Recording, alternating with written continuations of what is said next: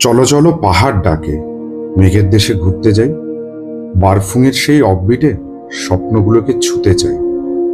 ডাউলিং থেকে বন মনেস্ট্রি শান্তির সুরে মন ভাসে। রালাংয়ের পথে ঘুরে এসে পাহাড় যেন গল্প বলে পাশে। 7 মিলার লেকের জলে আকাশ নামে 7টা রঙে। রাবাংলা বুদ্ধ পার্কে গিয়ে শান্তি মেলে ঢেউয়ের ঢঙে। টেমিটি গার্ডেন সবুজ চাদর, চোখে লাগে স্বপ্নের মতো। সিকিমের এই লুকোনো রত্ন আজ দেখাবো একদম খাঁটি যত। সো হ্যালো জনগণ, কেমন আছেন আপনারা? আমি আপনাদের হোস্ট অর্পণ, আর ক্যামেরায় আপনাদের দোস্ত বরুণ। ট্রাভেলার্স ডায়েরির আরও একটা নতুন ভিডিওয়ে আপনাদেরকে স্বাগত জানাই।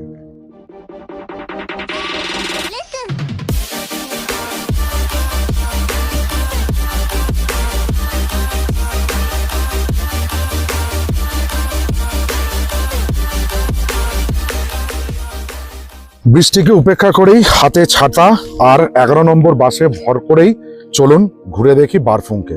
আমরা সবার প্রথমে বারফুংয়ে দেখে নেবো হচ্ছে ডাউলিং মনেস্ট্রি, কারণ আমাদের যে রিসর্টে আমরা আছি সেখান থেকে ঢিলছোড়া দূরত্বেই হচ্ছে এই ডাউলিং মনেস্ট্রি।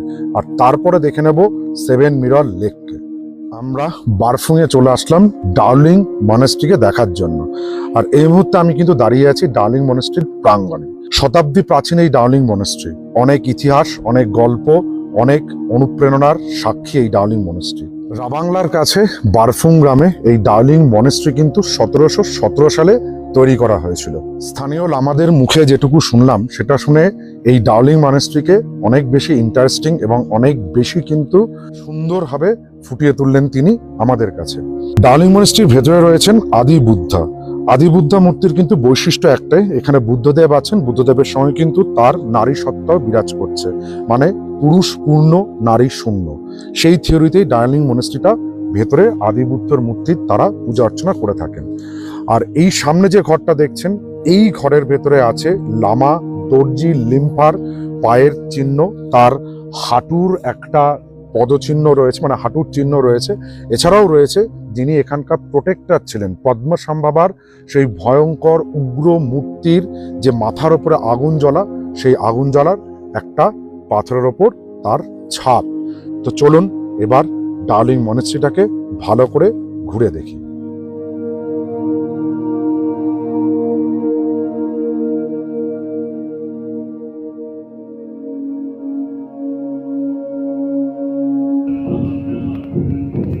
মনেস্ট্রিতে ঢোকার ঠিক আগেই কিন্তু পড়বে এক সুবিশাল চরতেন। আর এই চরতেনের সামনে থেকে দারচুক পতাকা পরিবেষ্টিত এই সিঁড়ি ধরেই উঠে আসতে হবে ডাউলিং মনেস্ট্রিকে দেখার জন্য। এই পাথরের গর্ত যেখানে জল জমে আছে, এই জায়গাটা অ্যাকচুয়ালি কিন্তু বৌদ্ধের ধর্ম অনুসারে যে সমস্ত তান্ত্রিকরা ছিলেন তারা তাদের বিভিন্ন রকমের আয়ুর্বেদিক জড়িবুটি বা ওষুধ তৈরি করতেন।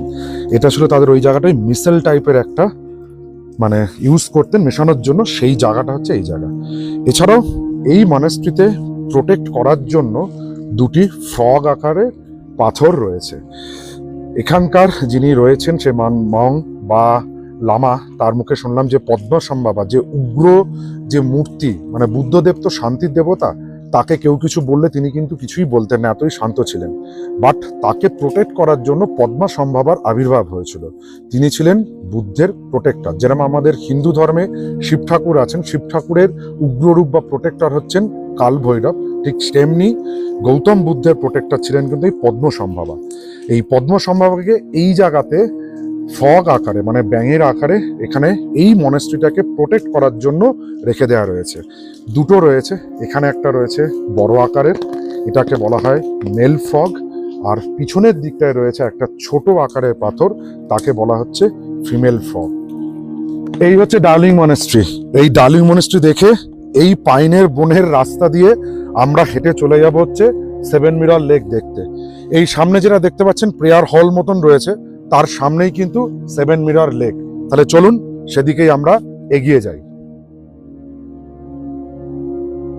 এই মুহূর্তে আমরা চলে আসলাম 7 মিরর লেকের কাছে। এই অঞ্চলে ছোট বড় মিলিয়ে সব মোট আর কি 7খানা লেক আছে, তার মধ্যে এই লেকটা সব থেকে বড়। আর এখানে স্থানীয়দের একটা বিশ্বাস আছে যে প্রত্যেকটা লেকের কিন্তু মেল এবং ফিমেল ভার্সন আছে। এই লেকটা হচ্ছে মেল লেক, কারণ এটা সব থেকে বড়।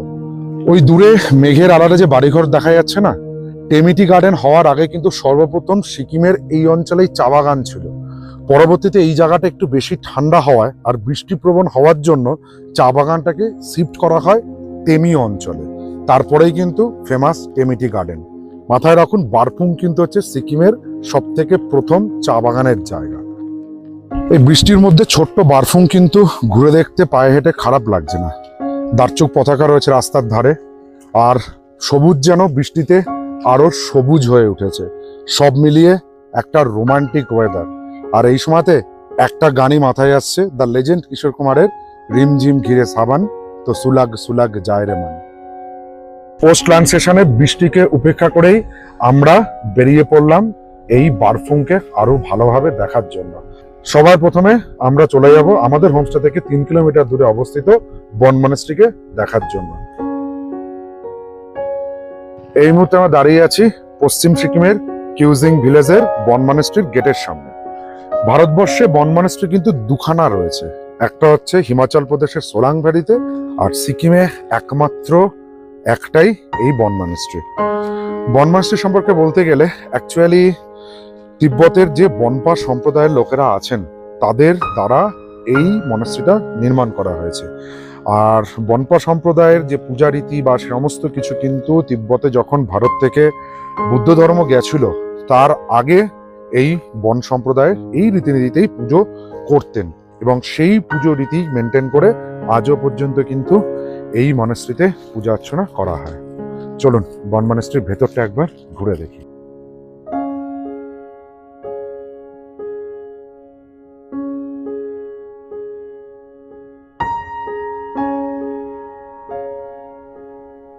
বন মনাস্ট্রি দেখে আমরা এবার বেরিয়ে পড়লাম আমাদের পরবর্তী গন্তব্য রালং মনাস্ট্রিকে দেখার জন্য। যাওয়ার পথে এই যে রাস্তার অপরূপ সৌন্দর্য, সত্যি খুব সুন্দর। সারাদিন এমনিতে বৃষ্টি চলছে, মেঘ কুয়াশা, আর বৃষ্টিতে কিন্তু মাঝে মধ্যেই রাস্তাটা ঢেকে যাচ্ছে, আবার ক্লিয়ার হচ্ছে, আবার ঢাকছে।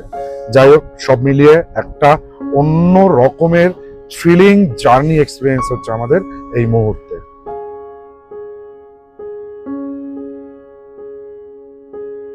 এই মুহূর্তে আমরা চলে এসেছি রালং মনাস্ট্রিতে। তবে মনাস্ট্রির ভেতরে ঢোকার আগে ওয়েদারটা একবার ফিল করুন। পাহাড়, তার মধ্যে এরকম বৃষ্টি পড়ছে, আর কুয়াশা মেঘ সব দিক দিয়ে উড়ে যাচ্ছে। সত্যি কথায় বলতে গেলে অন্তত একটা বাক্যে যদি বলতে হয়, মায়াবী পরিবেশ আর চুম্বেশ্বরী ভিউ।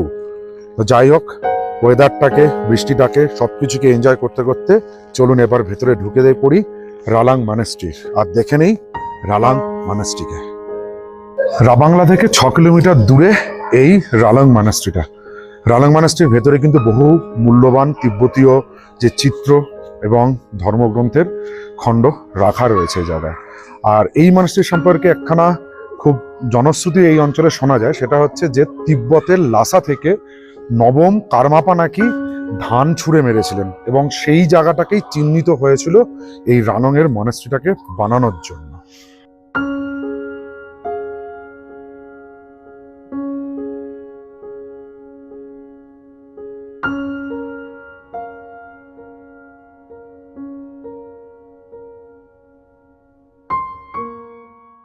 গতকাল সারাদিন অক্লান্ত বৃষ্টির পর আজকে কিন্তু আমরা সূর্যের দেখা পেলাম, আর সূর্যের দেখা পেয়ে 7 মিরর লেক হোমস্টে থেকে ব্রেকফাস্ট সেরে এই মুহূর্তে চলে এসেছি রাবাংলার দ্য গ্রেট বুদ্ধ পার্কে।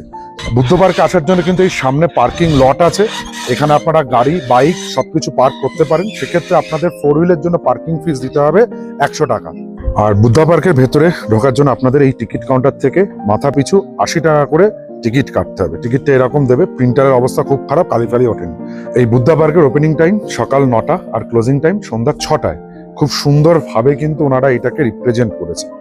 চলুন, দরজা দিয়ে ঢুকেই কিন্তু আপনাদের সবার প্রথমে চোখে পড়বে স্লিপিং বুদ্ধা। আর এই জায়গাটাতে অনেক কিছু কাউন্টার পাবেন। ট্যুরিস্ট ইনফরমেশন কাউন্টার রয়েছে, ড্রিঙ্কিং ওয়াটারের ব্যবস্থা রয়েছে। এখান থেকে যারা বয়স্ক বা বাচ্চাদের জন্য, পায়ে হেঁটে যারা ঘুরতে চাইছে না তাদের জন্য গল্ফ কার রয়েছে, আর বেশ কিছু সুভিনিয়ার স্টল রয়েছে, এবং রয়েছে ওয়াশিং রুমের ফেসিলিটি। আর এই জায়গা থেকে বুদ্ধা পার্কের মেন অ্যাট্রাকশন যে গোল্ডেন অ্যান্ড রেড বুদ্ধা, সেটা কিন্তু খুব সুন্দর দেখতে লাগছে। এবার চলুন পায়ে পায়ে ঘুরে দেখি এই পুরো বুদ্ধা পার্ককে।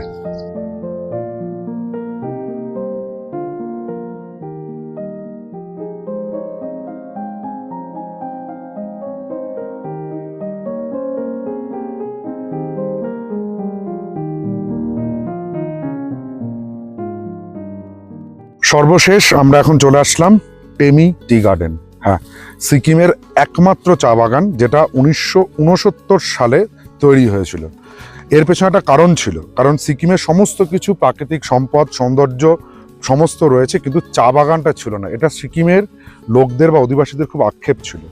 তখনকার দিনে কিন্তু এই আক্ষেপ মেটানোর জন্য গভর্নমেন্ট অফ সিকিম এই টেমি টি বাগানটাকে গড়ে তোলে। এটা কিন্তু কোনো ব্যক্তিগত মালিকানাধীন চা বাগান নয়, এটা সম্পূর্ণভাবে সিকিম গভর্নমেন্ট ওন করছে। আর এখানে কোনো কীটনাশক ব্যবহার হয় না, পুরোটা অর্গানিক উপায়ে চা পাতা এবং চা তৈরি করা হয়। আর একটা কথা বলি, যেটা হচ্ছে যে কালকে আমরা যেখানে ছিলাম বারফুং, টেমির আসার আগে কিন্তু বারফুংয়ে এই চা বাগানটা ছিল। তারপরে বারফুং একটু বৃষ্টিপ্রবণ হওয়াতে আর ঠান্ডা মানে উঁচুটা বেশি হওয়াতে চায়ের গ্রোথ ভালো হচ্ছিল না দেখে এখানে শিফট করা হয়, মানে টেমিতে নিয়ে আসা হয়। আরও একটা মিসকনসেপশন আছে আমাদের, আমিও যেটা বললাম আপনাদেরকে, আপনারা সবাই জানেন যে টেমি সিকিমের একমাত্র চা বাগান। কিন্তু যদি আপনারা বারফুংয়ে আসেন তাহলে কিন্তু এখনও বারফুংয়ে আপনারা চা বাগান দেখতে পাবেন। এরপর যদি বলা হয় আপনাদেরকে যে সিকিমের চা বাগান কেবলমাত্র টেমিতে, সেটা কিন্তু নয়। অন্তত আমি মানতে পারবো না, বা আমার ভিডিওর মাধ্যমে যারা দেখছেন তাদেরকেও আমি ক্লিয়ার করে দিলাম, সিকিমে কিন্তু টেমি ছাড়াও বারফুংয়েও চা বাগান আছে। এই জায়গায় দেখুন একটা ওয়াচ টাওয়ার রয়েছে। এই ওয়াচ টাওয়ার থেকে পুরো টেমিকে ভালোভাবে দেখতে গেলে আপনাদের জনপ্রতি 20 টাকা করে খরচ করতে হবে। আর এই ওয়াচ টাওয়ার ছাড়া এখানে আই লাভ টেমি একটা বোর্ড আছে, তার সামনে দাঁড়িয়ে যদি আপনারা ছবি তুলতে চান তাহলে সেক্ষেত্রে আপনাদেরকে পকেট থেকে খসাতে হবে মাথা পিছু 40 টাকা করে। আপনারা চাইলে কিন্তু একটা রাত্রির বা দুটো রাত্রির এই টেমি অঞ্চলে কাটাতে পারেন। সেক্ষেত্রে টেমিতে খুব বিখ্যাত একটা রিসর্ট রয়েছে, সেটা হচ্ছে দ্য চেরি রিসর্ট, সেখানে থাকতে পারেন। এছাড়াও বেশ কিছু হোমস্টে কিন্তু এখানে আছে। আর আপনারা যদি ভাবেন চা টেমিতে থাকবেন না, তাহলে আপনারা কিন্তু আমাদের মতন বারফুংয়ে থেকেও টেমিকে সাইট সিনে রেখে ঘুরে নিতে পারেন। খালি টেমিতে চা বাগানও নয়, এখানে একটা চা ফ্যাক্টরিও আছে, সেই চা ফ্যাক্টরিও কিন্তু আপনারা চাইলে ভিজিট করতে পারেন। যাই হোক, দেখে নিন এই এন্টায়ার টেমি টি এস্টেটকে।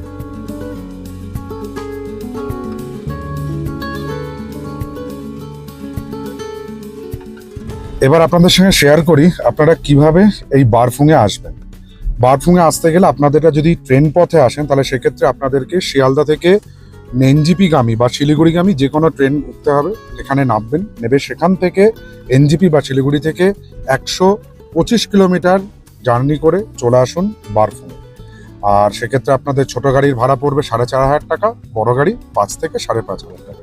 তবে এই ভাড়াটা কিন্তু সিজন ভিত্তিক ডিফার হতে পারে।